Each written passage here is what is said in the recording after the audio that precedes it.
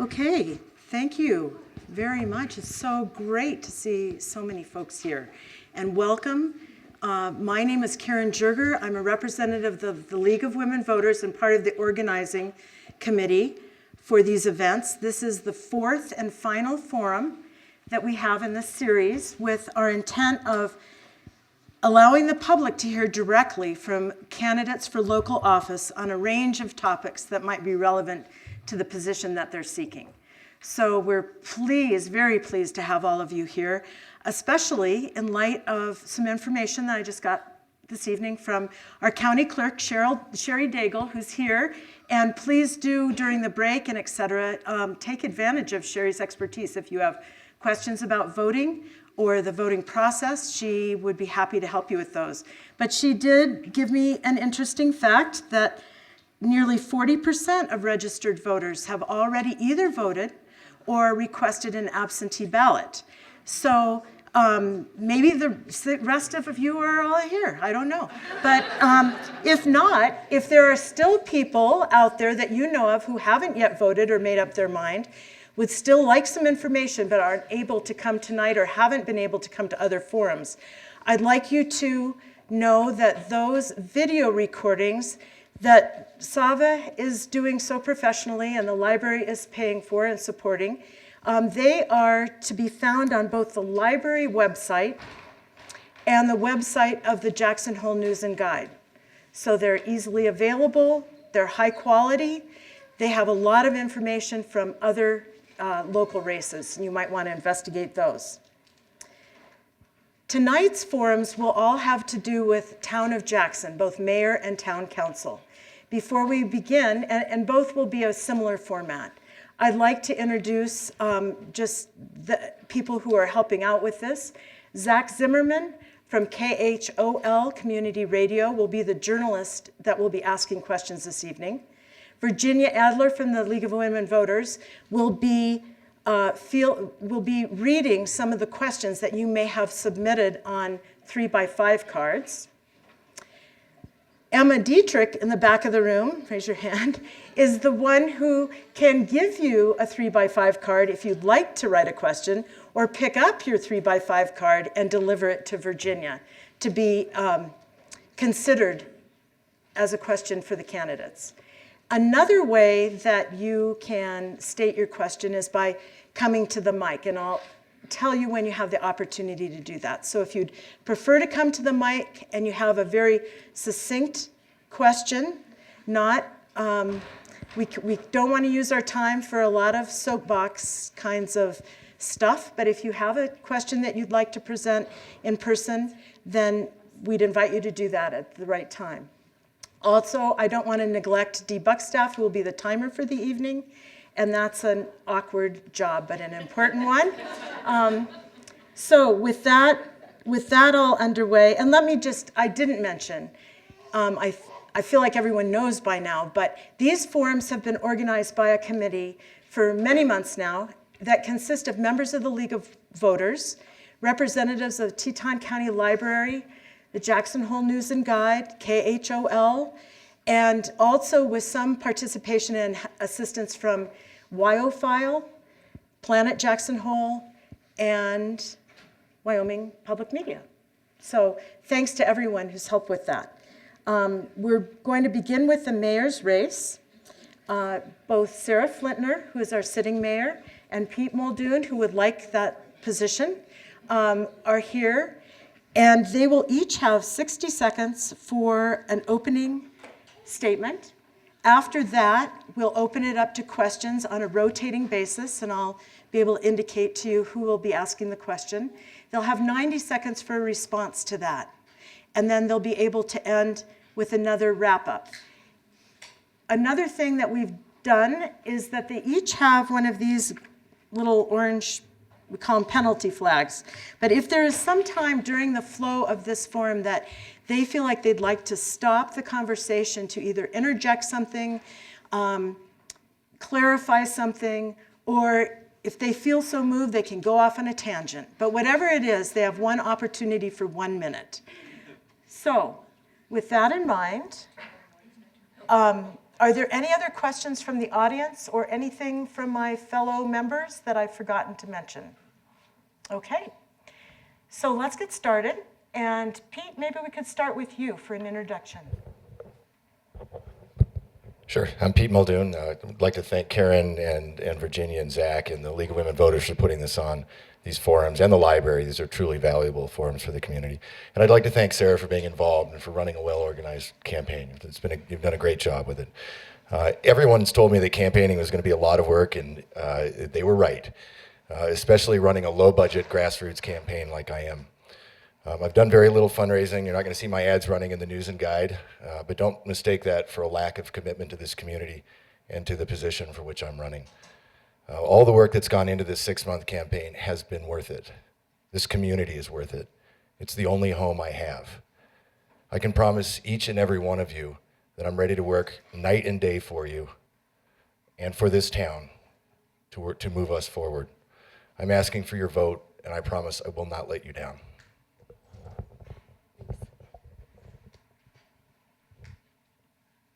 Good evening, everybody. You ready? Yeah. Okay. Thanks to the League of Women Voters and to the sponsors. Thanks to you guys for the questions you'll be asking. Especially thanks to all of you voters who are showing your care for our community and its future by being here tonight. It's been a busy 22 months as your mayor. I know you know that. Despite these challenges, I still believe this community is the best community anywhere, and I believe in our future together. I've worked really hard on our community priorities. I know you see that. I know you know that. These are complicated issues. They require hard work. They require experience. They require honesty. I have those things. I also serve with values, with grit, with character, with collaboration. I do not hide from hard problems, and I will be fair. I hope I've earned your vote by demonstrating that I serve for one reason only, and that is out of love for this community and my desire to protect what we hold dear. I appreciate your support, and I hope the 60% of you left will consider voting for me. Okay, if we could have a question from Zach Zimmerman, please. Sure. I began my research looking at the Town Council's Statement of Strategic Intent, and right near the top of the list is to implement a strategy to support economic development, diversity, and sustainability of local businesses. What have you done that you're most proud of, or what would your first priority be to adopt in this area? Sarah, we'll start with you. That's a great question, and the strategic intent, the priorities are stated differently, but it basically comes down to housing, community character, transit. How are we going to live together? How are we going to move around the community in efficient ways? But most importantly, how are we going to problem solve together? How are we going to serve together? How are we going to show up together? I hope I've demonstrated what my ideas on that are, and I will say, as far as balancing the differing community interests, if you will, I'm really proud of the council's hard work the last couple of years. We faced extraordinarily challenging times, big changes in this community, and we balanced the need and appreciation for a vibrant economy with a social service infrastructure which is falling apart.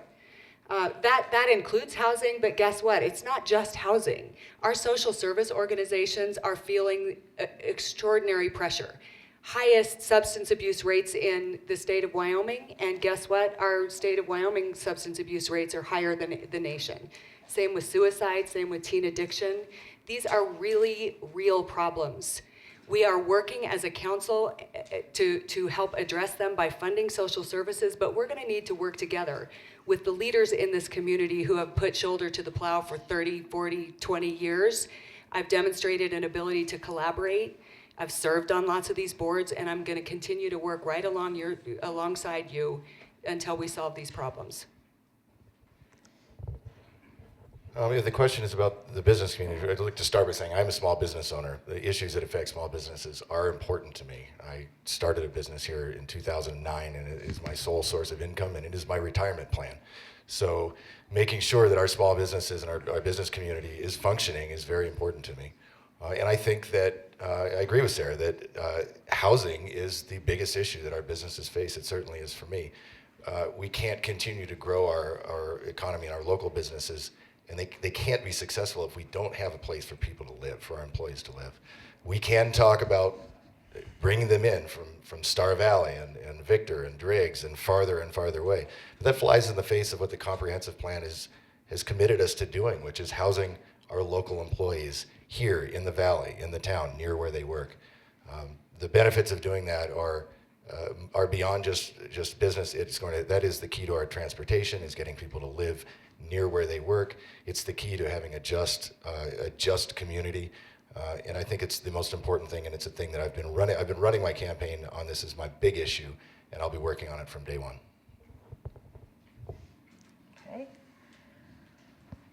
Virginia, do you have a question from the audience that you'd like to pose? Yes, I do. In fact, I'd like to combine two questions that are related.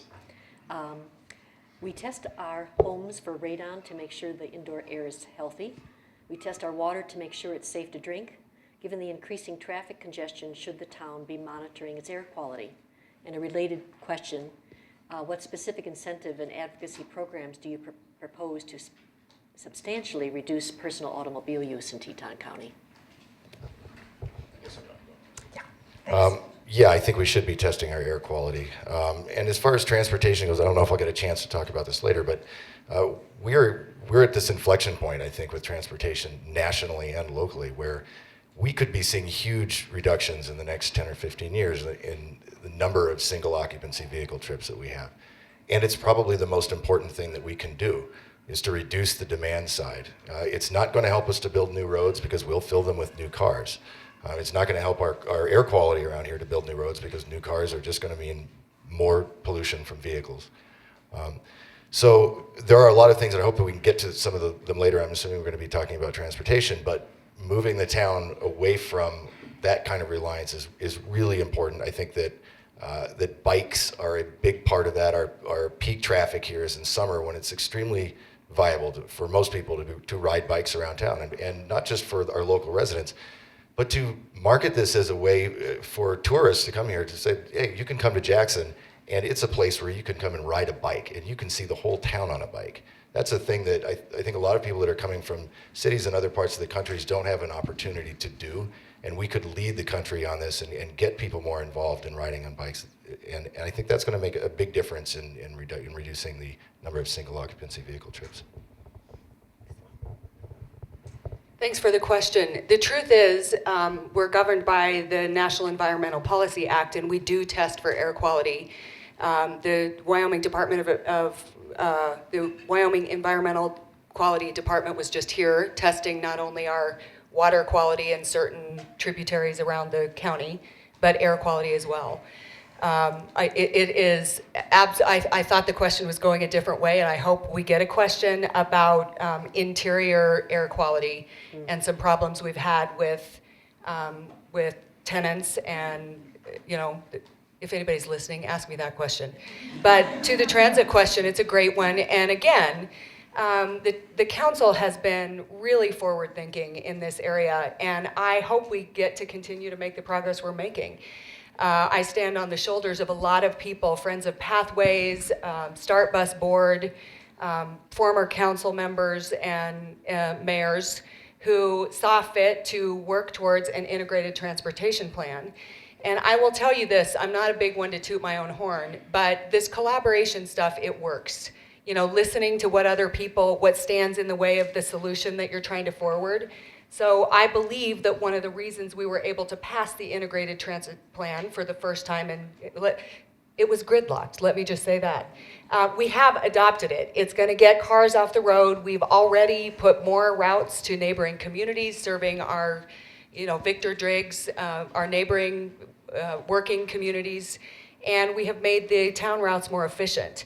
People are going to use the buses when it's easy for them and their families to do it, and that's what the town council's been working on for the last 22 months. Thank you. Zach, it goes back to you now. How would you leverage Jackson's position as the state's tourism leader to influence the economic and/or political climate of the state as a whole?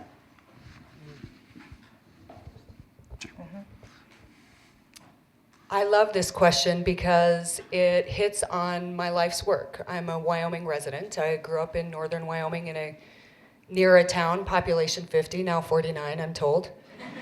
I know this. What's good for Jackson is often not good for the state of Wyoming. Just take the coal and oil and gas economy right now. That doesn't mean we don't sink or swim together, because our schools are paid for by mineral royalties. Many of our public services, certainly near and dear to all of our hearts, the social services have been funded largely by oil and gas revenue. I can't tell you that I have the silver bullet answer, but I can tell you I have 20 years of burning a route back and forth from here to Cheyenne. You know, I was not really laughing, with my husband saying, you know, you cry the first half of the route because I was leaving babies in beds at home, and I didn't want to do that. I was crying the second half because even a grown man will cry on I-80 in the wintertime. But that's what you do if you want to show up, and I can tell you showing up and listening and working with people results. We've got a tourist-based economy here, obviously, and so we have this opportunity when we were bringing in millions of people into our community every year to show them a more progressive path forward. We can show the rest of the state that as well. And I think, you know, as a progressive, I think that we should, here in Jackson, be leading the country on things, especially with conservation and climate change and environmental issues. So if we're bringing people in from somewhere across the country or from another country, for example, and we're showing them that, hey, this is what a bike economy looks like. This is what transit looks like, and what a community can look like when they use bikes, or when they do the things and they make the sacrifices and the commitment to reduce greenhouse gases, for example. When we do things to reduce large second home CO2 emissions and the prevalence of private jets flying into Jackson. These are things that affect the entire world. And we should be looking at ourselves as leaders in that regard. And I think we have a unique opportunity here when we are being visited every year by millions of people from different parts of the world to show them what can be done. So I think that is very important. Okay. Now is an opportunity if there's anyone in the audience who would like to pose a question. Please just come to the mic. And would you please just introduce yourself? My name is Stephanie Hurst. Okay. Right into the mic because it's being video recorded. Thank you. First, I want to clarify some things. I know that there's been some talk around about a letter that went out last night, and I just want to clarify in this room that Pete Muldoon had nothing to do with that letter that went out last night. But now I will continue with my question. We all have pasts, and we all make errors in judgment, and how we recover from these errors creates one's character. So in light of our current election, there has been several speculations going around regarding our mayoral candidate's character. I would like to give you both the opportunity to voice to your community how your character values line up with those of your community and why you deserve our vote. Have you ever been put in a situation where you felt you had to put your ethics, values, morals, and integrity on the back burner for your reputation? If so, have you made adequate and ethical amends to those affected? And how did you do so? If you have not made adequate amends, how do you propose you can rectify this and turn an unethical situation into one where your character proves you have ethics and integrity and you do truly deserve our vote? Thank you. Pete, you're first. Well, I assume most of you read the news and guide, so you've seen the headlines. I've made some mistakes in my past. I've owned up to them. I believe that I've not only apologized sufficiently to the people that I've affected, but I've moved past them and I've paid the price for them. And these are mistakes that I made in the past. I believe that all of us are due a second chance. And I think in my time here in Jackson, I've proven that what I really am and what my character really is, and that I do really truly care about this community. And I do put my morals first and my principles first. And I think anyone that knows me, that has been watching what I've done here in activism in this town and in this community, knows that whether it's going to be good or bad for my campaign, I'm going to do the right thing. I'm going to say the right thing. I'm going to say what I mean, and I don't back down to start doing it now.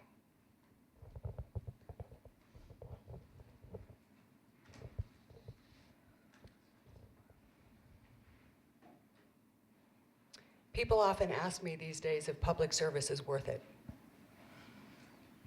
I have to admit that I never believed it would be possible when I thought of serving my community 2 years ago, that I would be sitting here before you today, answering a question like this with a pit in the bottom of my stomach that is indescribable.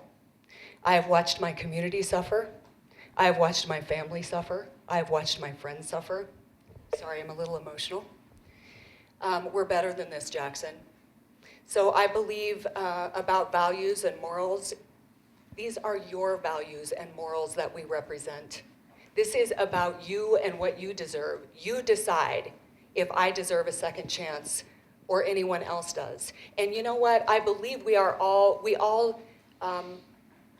if we work to earn it, of course we should have second and third and maybe more chances. This community is full of examples of that. But I will tell you this experience has shaken me to my core. I have seen things that I did not think were possible in this community. It has shaken. It has not broken. So I hope that you will stand with me on November 8th when you make a decision not about me and not about Mr. Muldoon, but about who you are and who this community is and how we're going to work together and serve together and love together and not attack. That's what I hope you show up for on November 8th. That is what I am working for.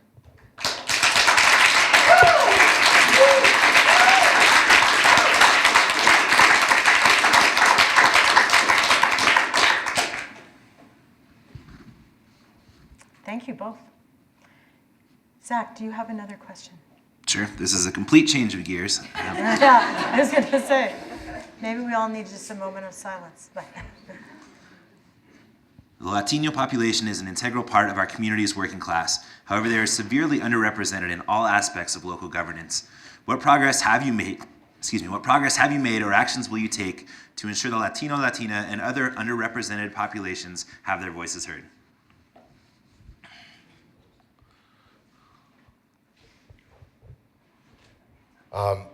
You're absolutely correct. The Latino population our community is a hugely important part of Jackson.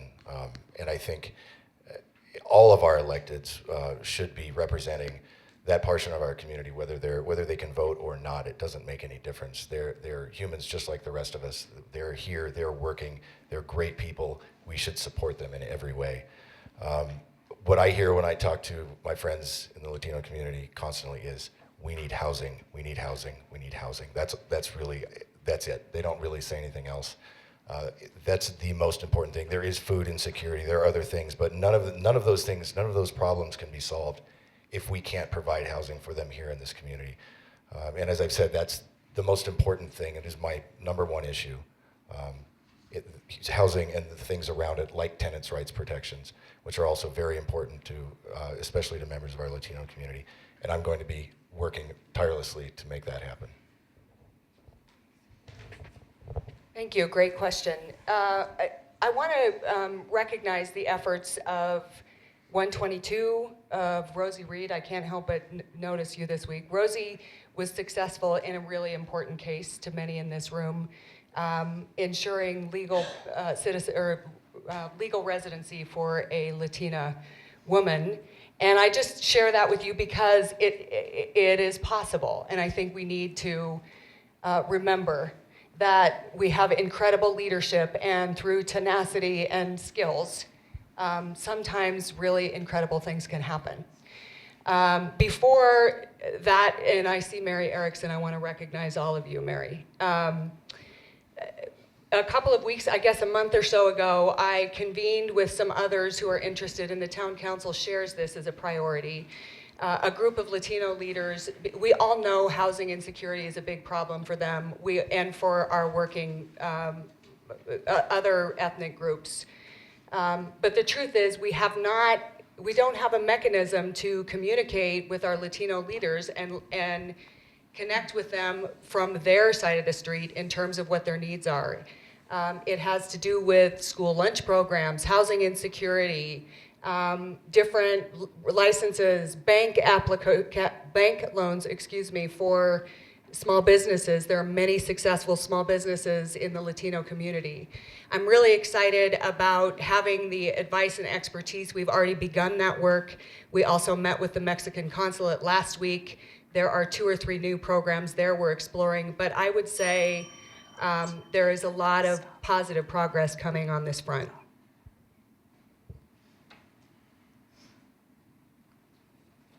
Virginia? Yes, I guess I shouldn't try to combine too many questions. Not too many. It's just a habit. It's very complicated. The vision of the comp plan begins, preserve and protect the area's ecosystem. Yet not 1 cent of the 1% Community Priorities Fund tax is being directed at the comp plan's vision. What does it say about our priorities if we don't match our vision and our community priorities funding? Great question. It actually does. It does support our vision because guess what? Our biggest problem right now, we can't staff any of the priorities that we have. So the 1% Community Priorities Fund will house wildlife biologists. It will house all of the experts that we rely on for conservation, clean air, clean water, doing EISs, EAs, Park Service, Forest Service employees. So that's one thing. I think separating these issues too much is a mistake. Just like us, they're all interrelated. And the fact is, we have chosen to put 2 buckets out there, housing and transit, in order to provide as much transparency as possible to the community, watching us are we making the mark? Are we succeeding, as we said we would do on your behalf? But I want you to watch that really closely. If we don't have a roof over the head of the person who's in charge of monitoring air quality or water quality since it came up, or doing the studies to figure out where the wildlife crossings should go, the list is long. But these investments in the community priorities are just that, and that encompasses all of the things that we hold dear. I basically agree with Sarah on all of that. I would just like to add that, solving our transportation and housing issues, which are very intertwined, are key to really to dealing with our wildlife and our conservation. And I think that that's probably the number.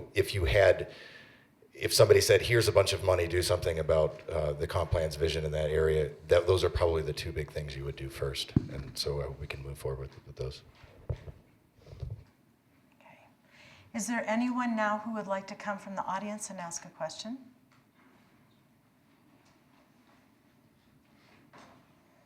Hello, Joe Rice, Blue Collar Restaurant Group. I think character does matter. And I'll get to the housing question in a minute, but Pete, you always seem to have an excuse. 95, 96. Do you have a question, Joe? Well, I was getting to it. Okay. Okay, so he brought up that he thinks his character is okay. I don't, and I know a lot of people in the community don't, but I'll get to the housing question then. I've been personally attacked by Pete for providing housing for my employees. I believe in housing. I'm probably one of the biggest proponents of housing in this community. Joe, you need a question, please. So getting to housing, what do you feel about the density and how many floors? Well, that's a lot to unpack, Joe.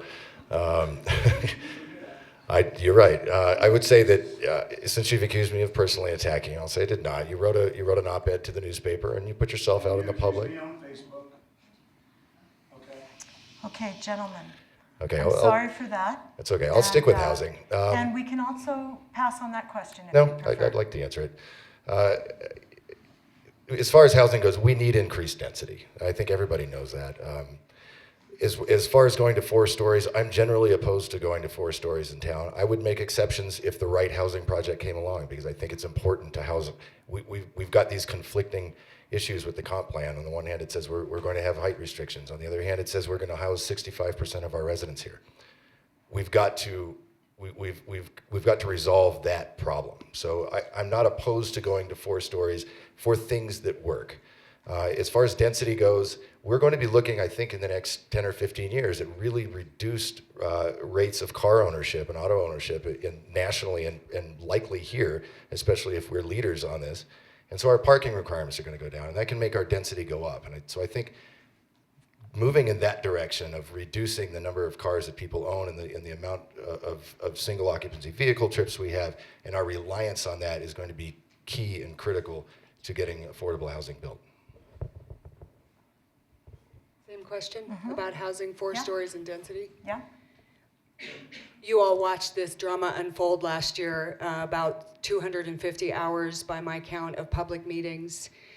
The truth is, it takes a lot of patience and expertise to unpack these problems because they're complicated, and sometimes your leaders have to balance competing interests. So community character is really important to all of us. I've heard a lot about that in neighborhoods, you know, people who don't want their neighborhoods changed and yet who are sympathetic to the housing plight. So we're, for better or worse, those of us in office right now are charged with the task of figuring out, what do you do about that? I go back to my experience in listening, in bringing people together, and in devising solutions that address as many interests as possible. So I voted for 4 stories before. I will do it again under the right circumstances. I'm looking at the Forest Service property, as many of you are, as an opportunity to really help, especially with rental housing units. I'm absolutely going to consider 4 stories. The truth is, you know, I've been here now since I was 21 or 22 years old. I came at a time when you could scrap together, buy a lot, build. I did that. It's not possible anymore. So am I going to look at opportunities so that our young people have the same chance I did? Yes, I am. Thank you both. Zach, it's your turn again. I know that there are lots of people in the audience who probably have questions, and Virginia has quite a few. But if you have one that you'd like to pose, please do, and then we'll Sure. Audience. I'd like to ask each of you to discuss one issue you feel has been ignored in this race so far that you'd like to take the opportunity to bring to voters' attention. Tenant protections is an issue that I think has been ignored for the most part. At least I've brought it up during the campaign, but it still doesn't seem to have gotten much traction until very recently. But we have some of the worst tenant protections in the country here in the state of Wyoming, and we don't really have anything on the books in Jackson itself. And so we've got tenants who are essentially treated like second-class citizens. They're, especially given the market that we have for housing right now, tenants have zero leverage. They're often not given leases. They're often living in unsanitary and unsafe conditions, and they have no recourse. They literally have no recourse. Their recourse could be, the state will tell you that your recourse is your lease, but if you don't have a lease, you've got no recourse through your lease. You have no recourse in the sense that, or leverage in the sense that you could say, I'm going to move out, because there's nowhere to go. There's literally nowhere else to go. So this is an issue, I think, and I think this is, I've been talking about this since the campaign began. I proposed it at the last forum and said I would be in favor of it, and Sara said maybe. I've recently come out with 4 concrete proposals for very simple tenant protections that I think we could pass, and my commitment is, on my first day in office, I'm going to work to get those done as soon as possible. I guess my question for you, Pete, would be, why wait until your first day in office?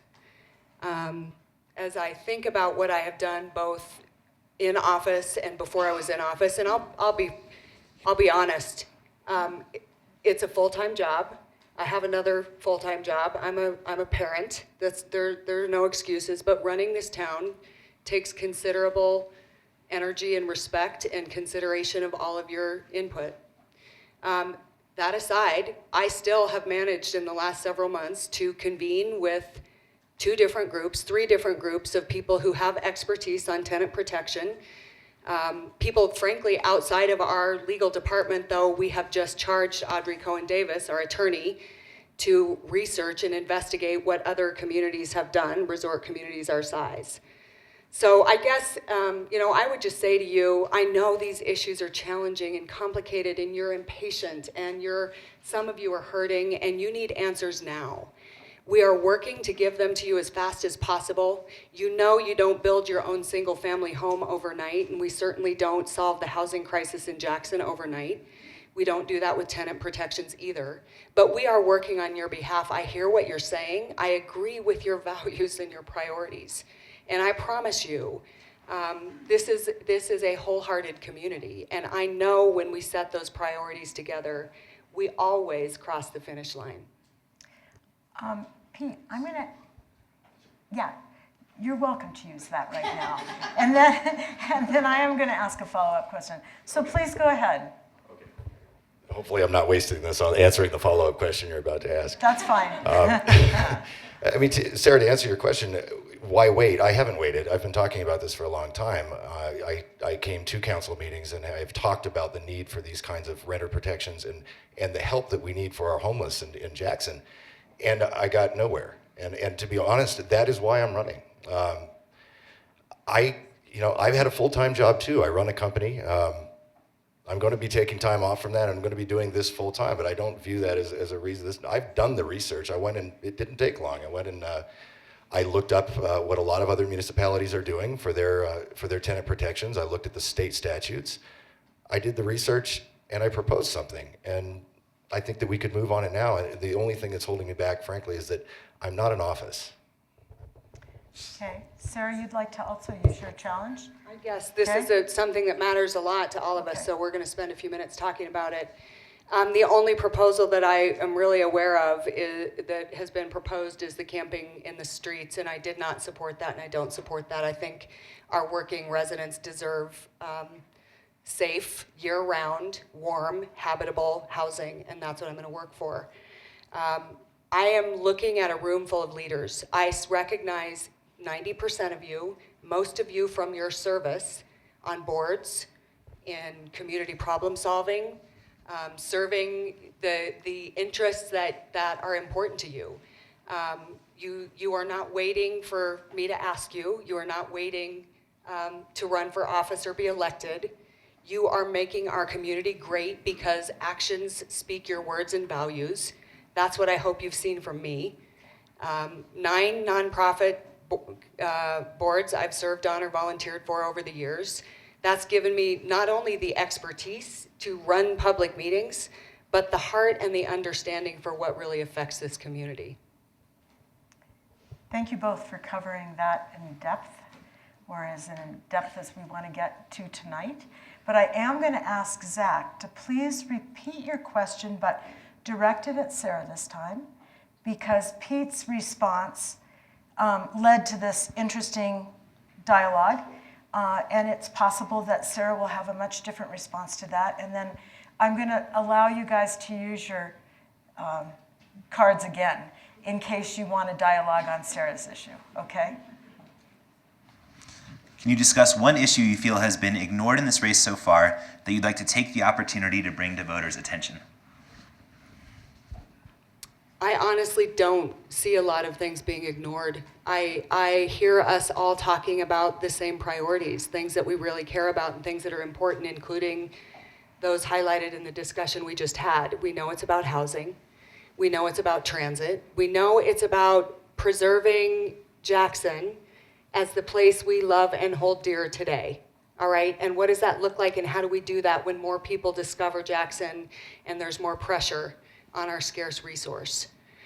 So I don't see people hiding behind the issues at all. I see a lot of really thoughtful people, both in office and running for office, trying very hard to come up with solutions to complicated and critical problems. I've already hit the civility thing in one of my previous answers, and I will just say I can't emphasize it enough. None of us are perfect. We're all human. This job doesn't come with a cape or a crown. How we treat each other matters. How you feel when you come into town council chambers matters to me, and I hope you feel that. Pete, go ahead. Sure. I'd say one other issue that hasn't been talked about enough probably is our lack of a a non-discrimination ordinance in Jackson. We have a resolution at the moment. And when we say it is important how people feel and that they're accepted, and I think we should be talking about that. That's something that I'm going to want to move forward on immediately. I think it's a basic human right, and it's a thing that I'm going to be working on right at the beginning, or as soon as I'm in office. So I think that's something that hasn't been talked about much, but I think it is very important. Okay. Sarah would like to exercise her additional penalty thing. Go ahead. I think you're all aware that I worked and brought forward the non-discrimination resolution that we have. And I'm proud of that, and I'm hoping we'll do a lot more. I would like to ask Mr. Muldoon what specific 2 or 3 steps he would take, and how, or to explain the challenges, the legal challenges that municipalities all over the country are facing, which is why it hasn't happened yet. But I'd love to know if he understands what the legal challenges are specifically, and how that can endanger the community if we proceed without aligning with the legal restrictions, and what specific things we can do that we haven't done, to your knowledge, in terms of changing it first day. Thanks for the opportunity to respond. Apparently, the biggest challenge is a financial one. It would require that the town hired somebody to monitor and to deal with gender and sexual identity discrimination claims. And sure, that costs money. Our rights are worth it. And so to the extent that that is the issue, as I understand it, that was the big stumbling block towards passing an ordinance as opposed to a resolution. I think I said this at the last forum. If it was the rights of white guys like me getting abridged, we would have come up with the money long ago. So I don't see, if that is the issue, then I think, and as I understand it, it is. It's not going to be a problem for me. We'll find the money to do that. Okay. Moving on now, thank you both for the back and forth sharing of ideas. Virginia, do you have another question from the Yes, audience? and I am going to try to combine 2 questions. One, and I'll read them separately, but they are related. So, what percentage of housing responsibility do you think falls on businesses versus social services like the Housing Trust and Authority? And do you feel businesses have a responsibility to pay a living wage? And that's related to what we were talking about, as well as this. There's essentially unlimited demand for housing in Jackson Hole. What limits are there to building housing? If there are any limits, who should live in what limited amount of housing? Go ahead. Do you want me to ask them separately? Okay, well, let's ask. That's very complicated. Okay. That one better, I'd say. We'll go with one. Sorry about that. I'll reread it. What percentage of housing responsibility do you think falls on businesses versus social services like the Housing Trust and Authority? Do you feel businesses have a responsibility to pay a living wage?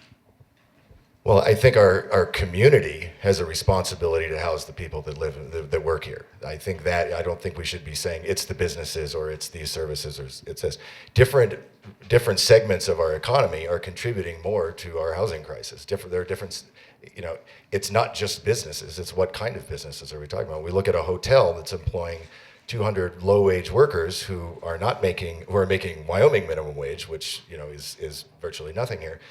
They're contributing a lot more. So you can't just say, well, it's this segment, or this person or that person is responsible for it. I don't think we should be putting the responsibility for solving our housing crisis on landlords, for example. A lot of them are doing the right thing. Some of them are not. But it's more complicated than that. But at the end of the day, I think if we could all agree that the responsibility for solving our housing crisis is all of ours. We've made a commitment to doing it. We've done that in the comp plan. The community agrees. And so I think that figuring out what those costs are, who's contributing more, that is a thing that we've got to do. We've got to say that, hey, the mitigation for this particular business needs to be higher than that one. Those are things that we can do, and there's going to be a lot of discussion about that. But at the end of the day, it's not about pinning the blame on one group of people. There's business owners that are also landlords. There are business owners that rent, like I do. We've got to find a better, we need to recognize that all of us are in this together, and we've got to solve this. We've got to solve it together. We all have a responsibility for it. Thank you. I have to say, I really appreciate your emphasizing the need to work together and collaborating. I think that is a high note of the conversation this evening, and I appreciate the development. I really do. We've done a nexus study. We've done an employee generation study. We have a lot of information about where housing need is being generated. We also know to date that the private sector community has been responsible for most of the units generated. Every unit other than 1,500 units that are deed restricted through the Housing Authority and the Housing Trust. We also know that we live in a time now that's really different, and we are going to have to partner. I so appreciate the fact that nearly 50 families now live in the Grove, and that another 24 soon will. I think that's really exciting for this community. I know that the Jackson Hole Community Housing Trust has another project for another 27 families coming if we can get the funding. So we can make this as convoluted as we want, but the truth is, without resources, we only have so many tools in the toolbox. Without the general revenue penny or SPEP funding or something like that, our hands are tied in terms of significant partnerships. And we're gonna have to continue to rely on the market. I appreciate what it's provided so far. In this economic environment, it's not going to be enough to house our working families. Thank you. Is there someone from the audience who would like to ask a question? Go ahead. Please make sure it's a question. This is a question about balancing pressures between the comprehensive plan and other pressures you may face in office. The 2012 comprehensive plan, adopted unanimously by the town council, places our priority on conserving single-family neighborhoods and states, in the future, the desired character will remain the same, with low-density single-family development remaining the principal land use. It also states, no new planned resorts should be created. I'm getting to one sentence and I'll get to the question. It also states no new planned resorts should be created, and existing planned resorts should be limited to their existing footprint. So here's my question. Will you work to uphold the comprehensive plan, or will you work to increase density in single-family neighborhoods, or allow Snow King Resort to expand beyond its current boundaries? Virginia, Lori's been taking lessons from you in terms of asking questions. Lori, I knew you'd do that. Thank you very much for your volunteerism and your work on the committee. This is part of Lori's question about accessory residential units, and part of this tension, because single-family neighborhoods are being considered for adding small residential accessory units, mother-in-law apartments, a lot of us think of them as. The council has been working through that with the community and with volunteers like Lori. Not everyone agrees, and we are still in that process. What I will say is the comprehensive plan is a vision document. It's critically important to all of us. It guides our thinking on a daily basis. And I wish that it was also a recipe book for success. I think that community, our community priority, and I don't mean it's to disparage the document at all. I just mean it's not simple. That to some people, including myself, community character absolutely means I want your neighborhoods to stay friendly, and you know your neighbors, and you like walking around and greeting each other, but it also means there's room for a young working family to come in. And that all of our neighborhoods are welcoming for the next generation of people who are gonna serve on the Community Foundation board and be in Dancing with the Stars and run for public office. This is who our community is, and we've got to make room for that as we look ahead. Well, there are some inherent conflicts within the comp plan now at this point, because we've moved, things have changed, and we are now probably going to be unable to honor all of those commitments. It's just a fact, and it's unfortunate. It's a thing that a big part of that is the commercial growth that we're going through, and that we don't really see an end to, and that is constantly being pushed upon us. And we're going to continue to see political pressure to increase that growth beyond what is already laid out in the comprehensive plan. So the neighborhood question, yes, we're going to have to. One of the things is we're going to have to house people. They're going to have to go somewhere. But we're never going to be able to house all the people that are ever going to want to work here. What we've committed to doing is housing the people that work in the town. So I think the most important thing that we can do to honor the comprehensive plan is to stand by the limits of growth that we've established, and I think that is going to go a long ways towards making sure that we're not having to blow up the comprehensive plan in other areas. And as far as Snow King in particular, I would apply that same principle to Snow King. I do not see the need to expand a lot of commercial potential there. I think we're going to have to renegotiate their master plan, and we're going to have to get a better deal for the town with more mitigation and less development. Our original plan was to end this session about now. I would like, there's so many of you who I'm sure still have interest in this. I'd like to extend it a few minutes and cut our break shorter before we move on to the town council. Zach, do you have another question you would like, or would you like to cede that to the public? I'd certainly cede it to the public. It seems like there's lots of folks that would like to ask questions out there. So. Okay, thank you. Virginia, Well, I see can you someone pick coming one? up to the mic, so shall we do that first? I think we just had someone from the mic, so Okay. we'll honor a question that's on a card. This is very specific, but town planners are working on new regulations for District 3, which contains single-family neighborhoods in Jackson. What are your goals for District 3, and will your vision affect single-family neighborhoods, since it's related to what you were just talking about? My vision throughout town is to try to retain the character of the neighbors that we have as best we can, while solving the housing problem.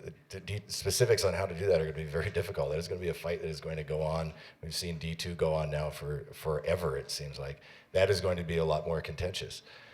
We do have to balance those things. We're going to have to look at other ways to build housing, and some people are not going to like some of that. We're not going to be able to always make everybody happy. Sarah says this all the time. I'm sure she knows. It is difficult. Politics is about conflict. And what we're trying to do here is we're trying to resolve those conflicts in ways that don't lead to open warfare and fistfights. So I'm not going to get into specifics on what's going to happen in D2, but we are going to have to balance that desire to retain the character of our neighborhoods with, on the other hand, housing the people that we have committed to housing who work here. As we move into District 3, the inherent opportunities for collaboration are going to become more and more highlighted. This community will change. It has changed since I got here 20 years ago, and it's going to change again. I will also remind us that some, maybe many of the changes are great. Our crime rate's lower. We have miles and miles of bike paths. We have a beautiful, vibrant, creative community. We have extraordinary experts in the fields of conservation, wildlife, law. So there are a lot of things that are happening that are positive. As we move into these the other districts, the challenge is we're looking at the changes on a lot by lot, house by house, family by family basis almost. That's really difficult. But I would encourage us, if we keep our eye on the ball of what it is we want, so what we want Jackson to change as little as possible, while ensuring that there is room for those who are going to take care of us, who are going to pave or sweep our streets, who are going to answer the 911 calls, who are going to fill potholes in, start our small businesses. They have to have hope here, guys. I mean, we all did, and so that requires a little bit of change. Does it mean throwing the baby out with the bathwater? Absolutely not. It means, though, working for true solutions, not slogans, true solutions. And that requires, indeed, listening, It does require talking. That is the job of the town council, after all, talking, dialoguing, and listening. That's how we get there. It's not simple. And I encourage you to participate with us and come with that attitude. It's not going to be simple, but we can get there.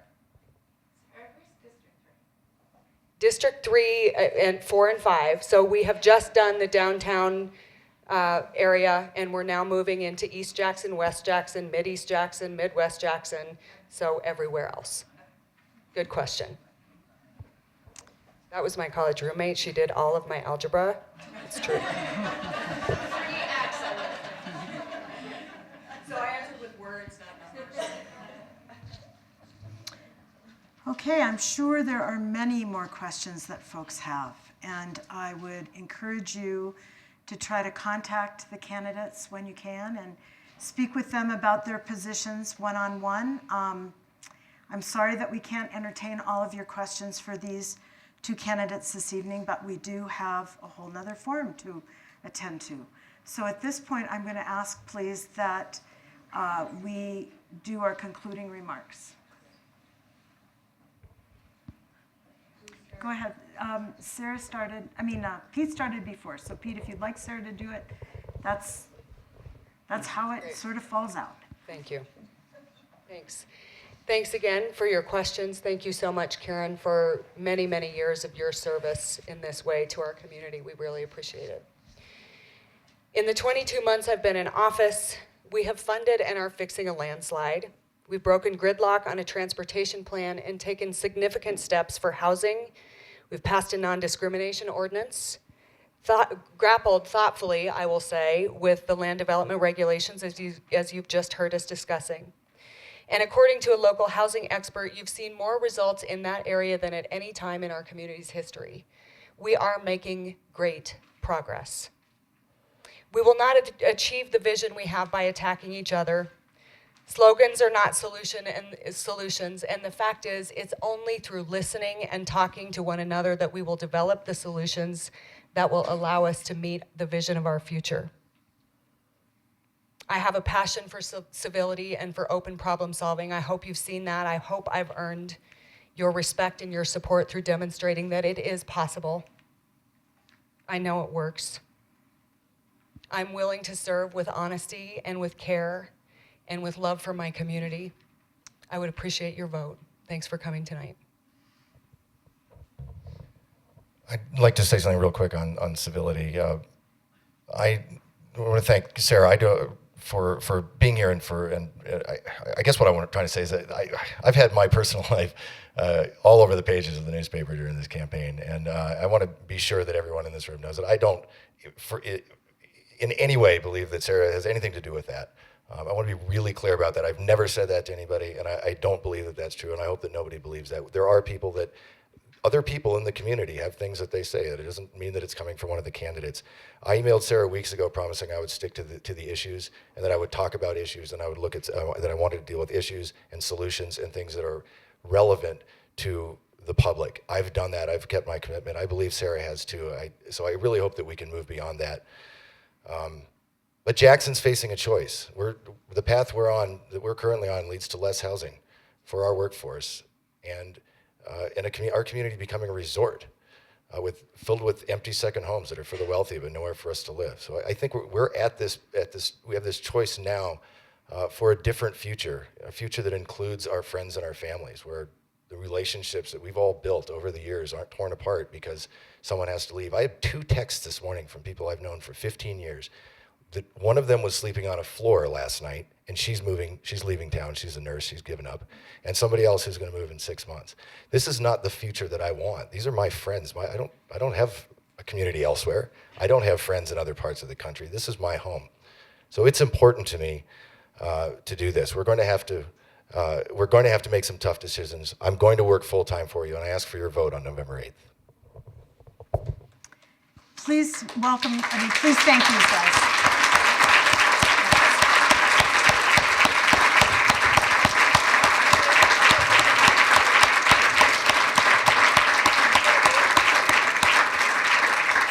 We will be taking a short 10-minute at the most break, and then